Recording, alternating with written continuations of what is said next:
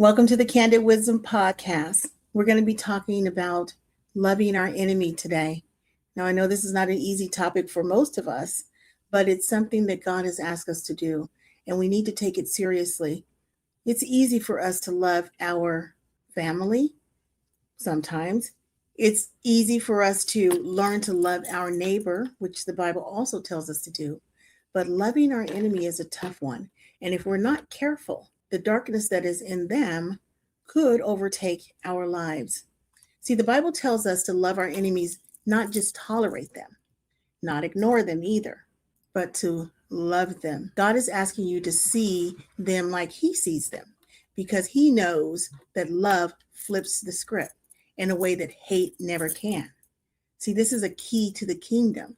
This is why we've been pushed into division by all the ungodly systems. They don't want us to unify. They don't want us to be loving to each other, even to our enemies.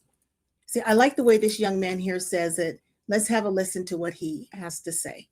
One of the hardest things as a believer is loving your enemies. But I think that loving your enemies can be broken down into simpler steps whenever we remember on how we hated God before we came to Him and that He saved us. Whenever we think of the situation and how we were living in our sin prior, that is us hating God, and we were an enemy against Him. And so whenever we see people in that manner and remember the grace that was shown by Jesus Himself, then we can see people from a different perspective, because we don't see them because of the wrong they've done to us, but instead we see them because we see ourselves in them, and we can show that grace towards them. That's perfect. You know, when you think about it, we were enemies of God, and He loved us while we were still sinners.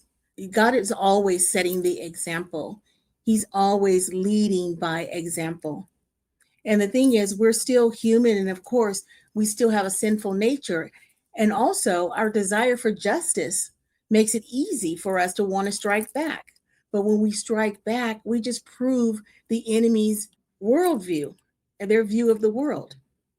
When we get our revenge, then it's easy for them to say, oh, I knew it. You know, these people are so full of hatred. They're full of pride. They're full of payback. And who knows, this is maybe the way that they see everything. This may be the glasses that they wear around all day, thinking that the world is just a dark place and there's nobody good in it. And it may be the reason why they're striking out. Now, I'm not trying to give a victim's mentality to every bad person. But what I'm saying is, when we repay offenses with love, we expose the darkness without saying any harsh words. See, Proverbs 21 says, don't be overcome by evil, but overcome evil with good. God is giving you a tool to dismantle evil at the root. This is not just a great example. This is actually something that God knows works. When we repay good for evil, it tears down that stronghold. We've got to use that tool more. Let's listen to the way this young lady expresses it. I really like what she had to say. I was reading Psalm 73:26, and it says, "My flesh and my heart may fail, but the Lord is the strength of my heart and my portion forever." And I just thought about how God has called us to love, and that there is a way that we are able to love our enemies. And it's not impossible, but it's also not by our own strength. So practically speaking,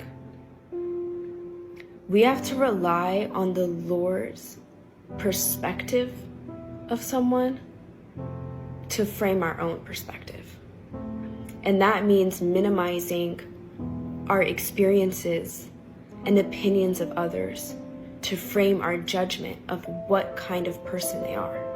And so when we decide that I'm going to surrender my own judgment of a person and allow the Lord's thoughts to frame my own, loving the most impossible people becomes possible. See, love rewires your brain towards healing, and being loved releases chemicals in the brain. If you've ever fallen in love, you know that. There's certain chemicals that come down when you're falling in love, but this is not about a feeling. See, loving your enemy is not a weakness. It's next level spiritual warfare. Showing them love and mercy is how we defeat darkness without becoming darkness ourselves. Luke 6:27-28 says, "But I say to you who hear, love your enemies, do good to those who hate you, and bless those who curse you. Pray for those who spitefully use you." Just like everything else in our walk, we surrender our own opinion of the person who has wronged us, and we pick up their identity in God's eyes and see them as God sees them. He sees a lost sheep, a prodigal son or daughter, and a loved one. He desires that the love of his obedient child would draw the wayward child back to him. Is that not the Great Commission? Aren't we supposed to be saving souls? And see, if this person is out here actively hurting people, you can imagine the darkness that's inside of them, right? When you love them in return, you send light into their lives, because we know there is no darkness. There is no darkness. It's just absence of light. So we are the light bearers. Romans 12:20 says, "Therefore, if your enemy is hungry, feed them. If he is thirsty, give him drink. For in doing so, you will heap coals of fire on his head." Jesus set the standard of how to love our enemies with grace. Grace is defined as the unmerited, undeserved favor and kindness towards humanity. Now, this guy puts it very, very simply, and it's another tool that we have in our toolbox to love our enemy. Let's have a listen to what he has to say. Jesus tells us to love our enemies. How do we do that? The best way to do that is to pray for them. Pray for them. We should pray that our enemies have a true encounter with the living God, and that they see themselves as God sees them. We all know there's nothing more eye-opening than to review all of the ways we hurt people intentionally and unintentionally. And when you have an encounter with the Lord, we know that those things come to the surface. And it's not so we can secretly hope for vengeance, but that we can reclaim their heart for the kingdom. We want to see as many people go to heaven as possible. We want Jesus to get every single soul that he paid for. Love not only changes the heart, it changes the atmosphere in every situation. I mean, have you guys seen those experiments done on like food or water where they speak loving words over it and the water, changes its shape? I mean, I don't know if those are like scientifically proven or whatever, but it's an interesting concept. And since our body, we're made up of 90% water. So we might be actually changing the chemical makeup of someone when we speak words of encouragement, loving words over them. We should be doing this for not just our families and our loved ones, but our enemies. You have an enemy at work, you don't have to come to their face and say, "I'm going to pray for you." That's like threatening them with some type of whooping stick. But you could quietly be saying prayers for them, and you could be saying good things about them. Try to find something that is lovable about them, and then try telling them what you found. Love is more likely to change an enemy than hate. We know that. You won't be set free by the truth unless you live in it long enough to let it wreck you. And the truth is, we need to spend more time loving our enemies. Now, let's listen to this last video here. And I love what this lady has to say. The time in my life where I was like, hey, I'm going to do this. I'm going to start praying for my enemy.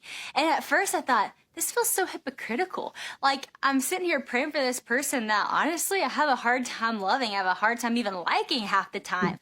But I decided to do it anyways, to just keep praying. And what I realized is whatever hate I had, whatever, feelings that I had that were bad, all of a sudden they started to just kind of diminish, because I realized that person's a child of God. God loves them. I can love them. I can pray for them. And what I realized is it's actually not hypocritical to do that. It's actually you stepping into being who you're called to be. You're actually doing exactly what you're called to do by Jesus, and you're stepping into who you truly are. So the enemy's going to say, what a hypocrite you are. But God's saying you're exactly where you're supposed to be. And that is the truth. See, God is always right. We just want to do things our way. And it's not in man who walks to direct his own step. Just read Jeremiah 10:23. So we have been given a key to the kingdom.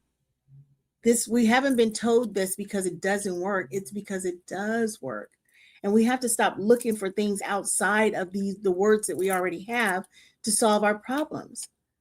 If we all started to literally love our enemies, so many of the world's problems would start to diminish and most of them would go away completely.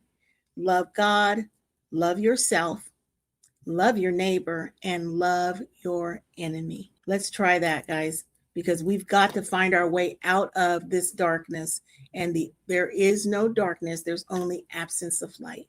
Thank you. If you've listened to the end of this video, I appreciate you. If you're a subscriber, I love you. And if you haven't already subscribed to the channel, please take a moment to do that now. I want to hear your comments. Give me some examples of where love conquered over an enemy, or tell me about an enemy that you can't love. And let's have candid conversations about how to walk this thing out in real time.